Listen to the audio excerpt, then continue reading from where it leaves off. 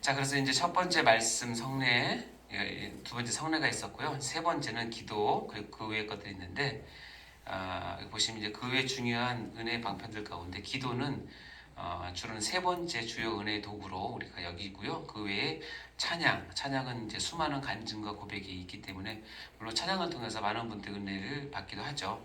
그리고 예배의 자리, 특히 공예배에 그 은혜의 방편도 쓰이기도 하고요. 교회 여러 모임들 가운데 아주 은혜로운 성도의 교제들이 되고요. 그다음에 모든 삶의 현장들이 은혜의 방편이 될 수 있다라고 합니다. 하나씩 잠깐 보자면 기도는 세 번째 주요 은혜의 도구인데요.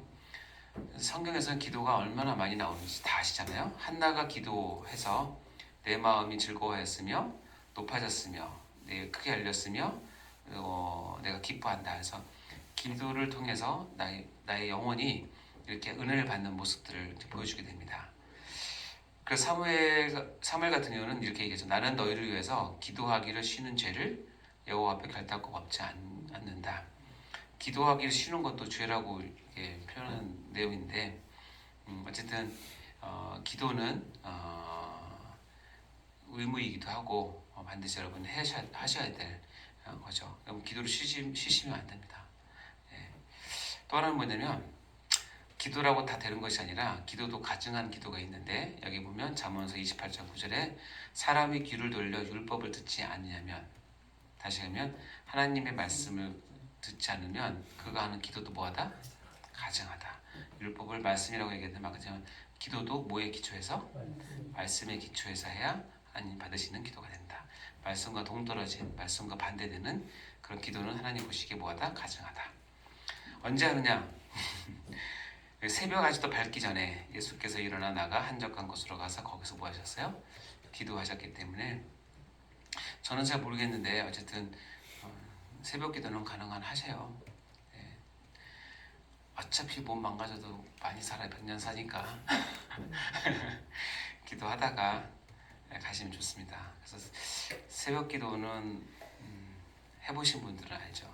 그 자체가 은혜가 있고요.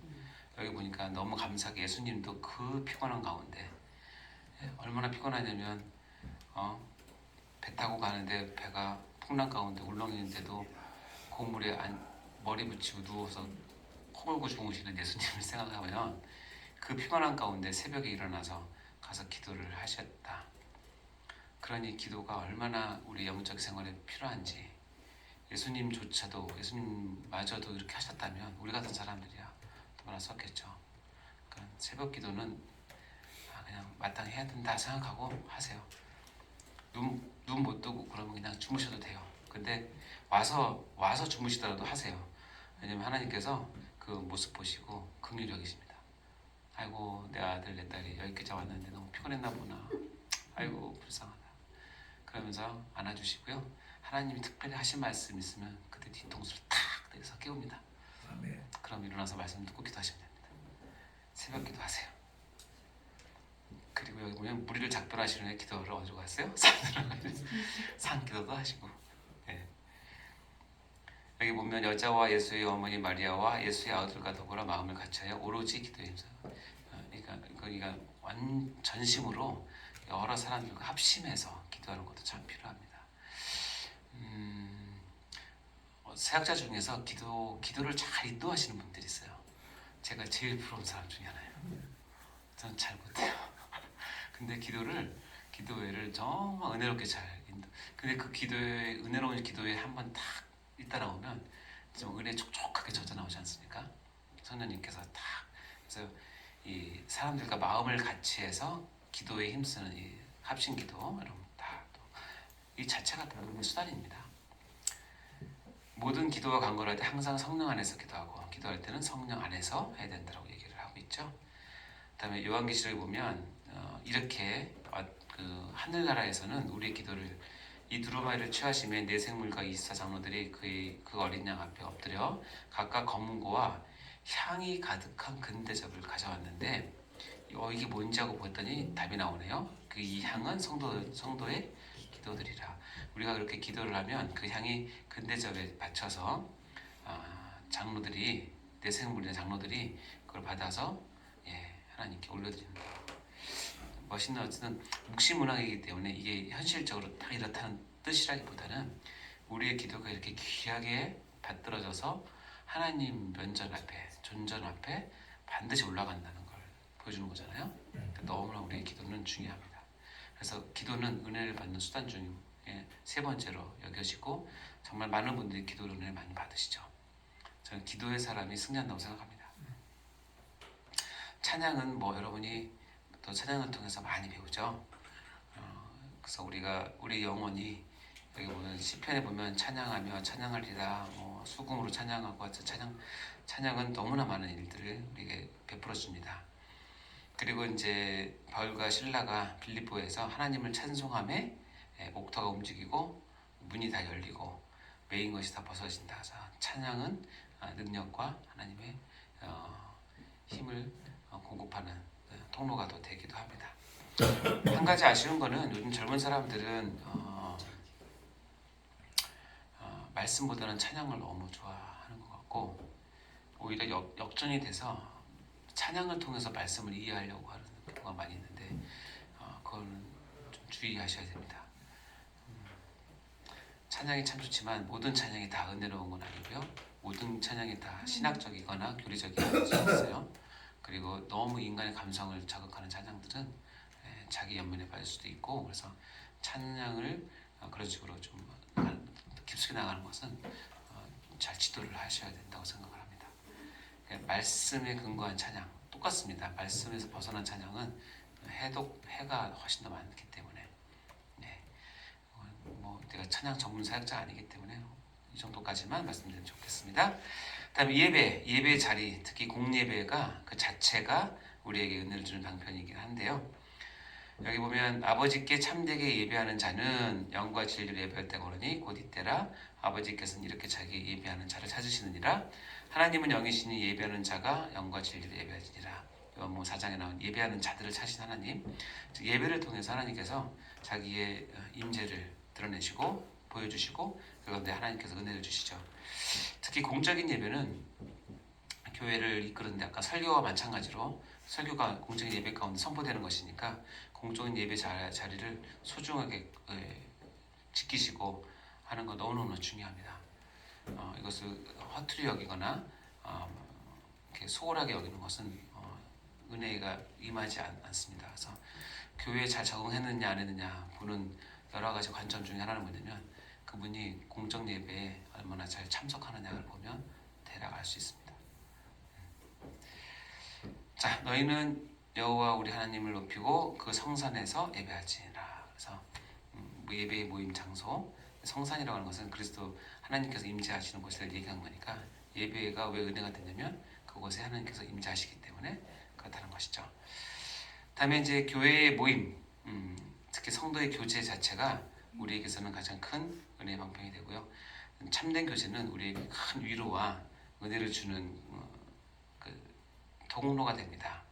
사도행전에 보면 2장 42절에 그들이 사도의 가르침을 받아 서로 교제하고 떡을 떼며 오로지 기도하기 힘쓰느니라. 그래서 성도의 모임 자체가